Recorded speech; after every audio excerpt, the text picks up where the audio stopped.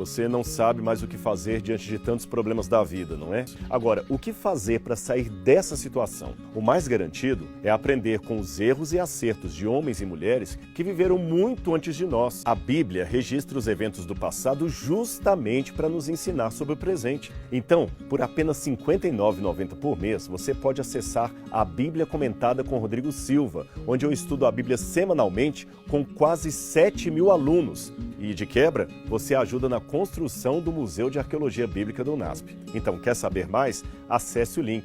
Eu aguardo você. Quando os poderes imperialistas da Inglaterra criaram o Estado judeu, né, colocaram os judeus lá e os palestinos ficaram longe das casas deles, não podiam ficar ali e tudo mais, né? Israel não estava lá, os palestinos estavam lá, os judeus estavam na Europa. Olha os dados incompletos. Jerusalém em 48 era meio a meio. que eles vieram, né? E tal. Depois que eles chegaram em 48, eles chegaram depois. A terra era dos palestinos. Os palestinos já estavam lá na Idade Média. O judeu nem estava lá e tudo mais, etc, etc. Agora vamos contar essa história com os dados que faltaram ser colocados. Em primeiro lugar, nunca houve um país chamado Palestina. Até eu vou falar uma coisa aqui que não estou ofendendo, estou falando de um dado histórico. O palestino não é palestino. Eu vou explicar por quê. O índio, na verdade, não é índio. Esse nome índio foram os portugueses que deram para os nativos aqui porque pensaram que estavam chegando às Índias, viram os nativos, vamos chamar de índio. Mas o índio não é índio. Etnicamente falando, o índio é nativo do Brasil. Mas tudo bem. O erro penitenciário ficou e até hoje fala os índios pataxós, os índios Yanomami, e ficou o erro. O nome palestino é uma latinização do hebraico Peleshet, que significa filisteu.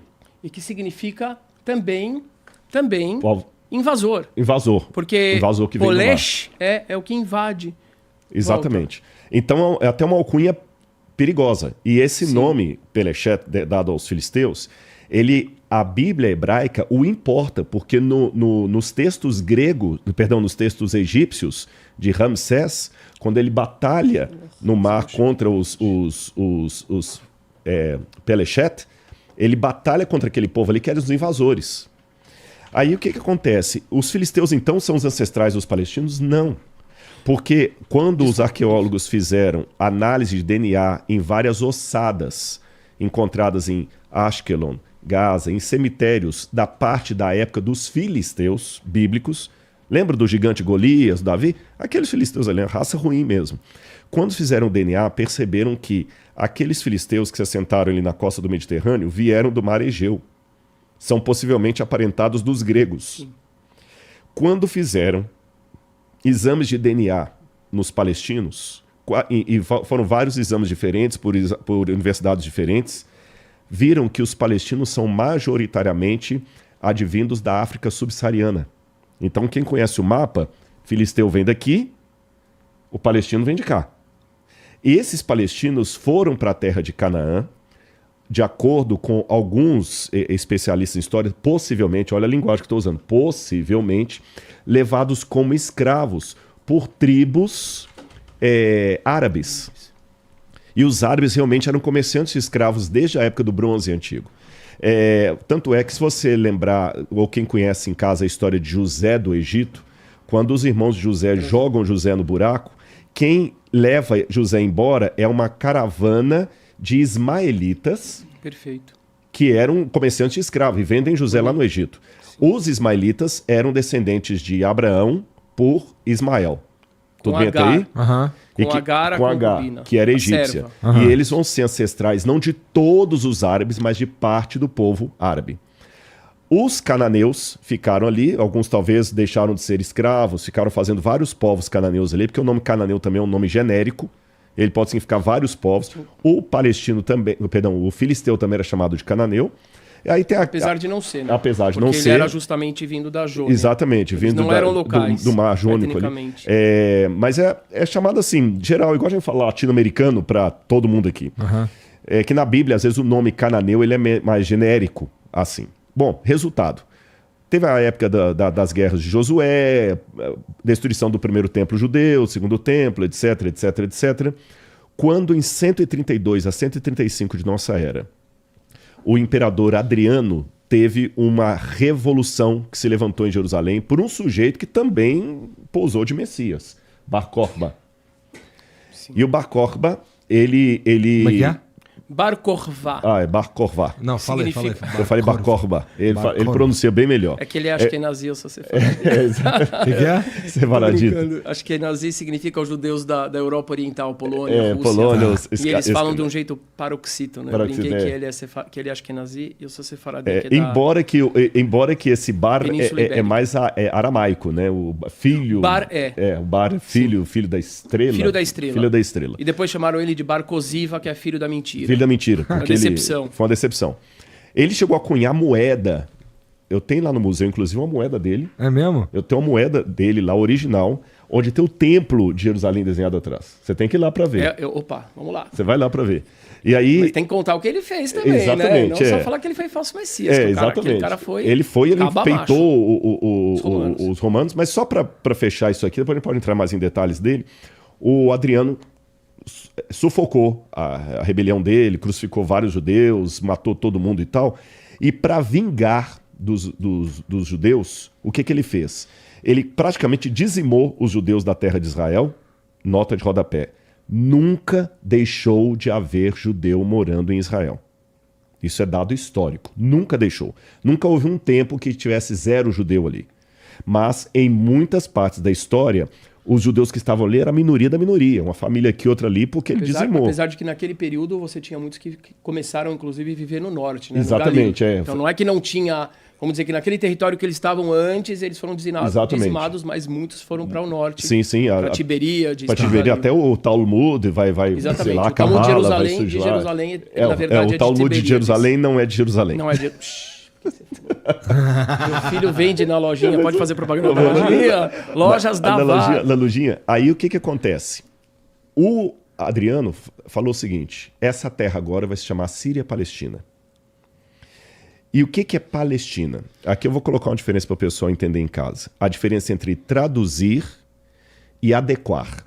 Quando eu falo assim, eu vou mandar um correio eletrônico para a equipe aqui do Flow, eu estou traduzindo o inglês e-mail. Uhum. Quando eu falo, eu vou mandar um e-mail, eu estou aportuguesando. Correio eletrônico, e-mail, inglês. E-mail, aportuguesamento. Correio eletrônico, traduzir. Tá certo? Palestina, em latim, é a latinização de Pelechet. E no hebraico, a letra P e a letra F é a mesma letra, mesmíssima, só vai diferenciar se você colocar um dagesh, que é um pontinho, dentro dela. É igual você falar, por exemplo, bravo e brabo. É igual. Pronto. Tá. Ou mesmo em português, a gente às vezes pega farmácia com PH ou farmácia com F. Exato, isso, perfeito. Embora que mudou a letra, mas né, a palavra, né? PH. Então, Filistina ou Palestina é a mesma coisa, só que no latim virou Palestina, terra dos filisteus. E alguns desses povos que estavam morando ali eram povos que agora passaram a se chamar palestinos. Viu que eu falei que é igual o índio, que a partir dos descobridores passou a se chamar índio, sendo que não tem nada a ver com a Índia. Aqueles grupos começaram a se chamar de palestinos. Inclusive os judeus que viviam ali foram chamados assim. E assim ficou a terra da Palestina, a terra da Palestina, a terra da Palestina, mas nunca virou país. Aí foi. Aí vem o período bizantino, que é quando Constantino se torna cristão e Roma se cristianiza. E, novamente, os judeus são perseguidos, são expulsos de lá, já começou toda uma coisa contra os judeus ali. Começou não, continuou, só mudou o agente, né? Aí esse período bizantino, aí começam várias brigas por Jerusalém. Vem os egípcios, querem Jerusalém, depois vem os partos, que é os persas, querem brigar por Jerusalém. Depois vem 692, vem os árabes, e quando eles vêm convertidos já ao Islã.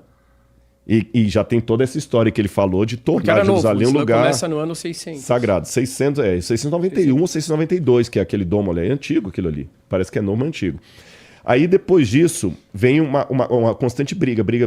Quando chega no século II, começam as cruzadas. A gente não sabe com certeza absoluta se os palestinos se convertem para o Islã na época da primeira cruzada ou se muito antes disso. Isso é um debate histórico, mas não vai fazer muita diferença aqui. Aí vem as cruzadas. Jerusalém está na mão de um rei cristão, aí vem o muçulmano, o Saladino e toma de volta. Aí depois vem os mamelucos. Em 1517, vem Suleimão Magnífico com o Império Turco-Otomano, ou Otomano. E o Império Otomano ele é pouco conhecido no Brasil, não se estuda nos livros de história, mas foi um dos maiores impérios da Idade Moderna. Porque já em 1517 já saiu da Idade Média. Olha, países que fizeram parte do Império Otomano. A atual Turquia, Grécia, Líbano, Síria, Israel, Egito, Jordânia e outros mais. Uhum. Então ele pegou tudo aquilo ali. E os sultões governando aquilo. De 1517 até 1917, aquilo ali estava na mão dos otomanos. Até agora na história não apareceu nenhum país chamado Palestina. Correto? Nunca existiu. Esse país, é o que ele tá Quando falando. Em 1917 estava no final da Primeira Guerra Mundial, já havia um pleito dos judeus desde o final do século XIX, com alguns intelectuais, entre eles um proeminente que é o Herzl, que escreveu o Estado Judeu. Que é considerado o pai do movimento político de retorno à Terra Prometida, a Israel, chamada de Palestina. E uma coisa muito simples. É como hoje, a gente não está discutindo no Brasil o marco territorial dos índios. Para o pessoal entender, é como se os índios tivessem sido todos expulsos de sua terra e agora está sendo usado para outra coisa. E um dia os índios falam assim, a gente queria voltar. A gente queria voltar, porque o judeu já até o apelido judeu errante, porque judeu não tinha lugar nenhum, né? País para eles. Parar. E tudo. Então já tinha. Pátria, né? E o Herzl foi considerado louco quando ele escreveu. Hoje o livro O Estado Judeu é um grande livro, um clássico, mas na época riram dele. E outros mais, você tem o Ben Yehuda, que falou assim: olha, peraí, se um dia a gente quer voltar para a terra de Israel, a gente tem que voltar a falar hebraico. E ele voltou a ressuscitar o idioma hebraico, não como língua litúrgica, porque o judeu não falava hebraico no dia a dia, era só para a Torá. Por isso que hoje ele pode falar hebraico lá em Israel, graças a Ben Yehuda. Não só, desculpa, viu? Oi? Não só. Eu não também só ajudei, ele, né? fala aí. Eu também ajudei. Não só ele. Não, eu vou dizer assim, existe uma... Desculpa te cortar, mas acho que você vai gostar disso, inclusive. Trago novidades. Eu esperei para beber a água, para eu fazer a bênção. Tá. Uhum. Eu tenho uma ideia que eu pensei o seguinte, eu falei assim, meu Deus do céu, tudo que eu falo como judeu é em hebraico. E eu entendo hebraico. É meu segundo idioma, meu primeiro idioma é português. Mas uma vez eu pensei assim, como é que eu vou querer que as pessoas não tenham preconceito contra mim se eu olho para o negócio e bebo? Vou falar, judeu é maluco, judeu conversa com água. Um amigo muçulmano uma vez me falou isso. O que você está falando com a água aí? E ele sabia que era bênção. Então eu decidi que toda vez que eu faço alguma coisa, algum ritual judaico na frente dos outros, eu traduzo.